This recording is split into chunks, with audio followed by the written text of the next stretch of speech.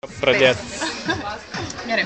Buvo toks, važiavo Vasė greitai, viršėjo greitai, važiavo 250 km per valandą, sustabdė policininkas.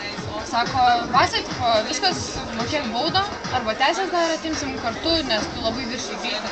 Sako, nu bet kaip čia, aš kaip visus pažįstu, sako, kaip tai visus pažįstu. Nu pasakyk pavyzdį. Pažįstu Brazauską.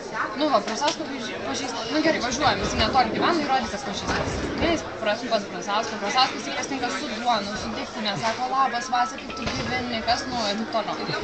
Sako, nu gerai, ką dar pažįsti? Sako, Adamkų pažįstu. Nu gerai, važiuojam ir pas Adamkų, čia netoli gyvena. Sako, tipo, Adamkus pastinka, Vasė, labas, Vasė, 100 metų, žiūrėk, kokį gražų gėlynį įsigijau, taip toliau. Paskui taip sako, nu gerai, Vasė, jau patikėjom, kad tu visus pažįsti. Ką dar tu pažįsti? Petrą. Kokį dar Petrą? Nu, oi, ne Petrą, Paulių. Kokį Paulių? Sako, popiežių. Sako, nu negali būti Vasė. Popiežių pažįsti, negali. Gerai, važiuojamas pas popiežių. Sako, užsakė lėktuvui Vatikaną, atskrenda, o ten kaip tik susirinkimas, popiežių žmonės sveikina.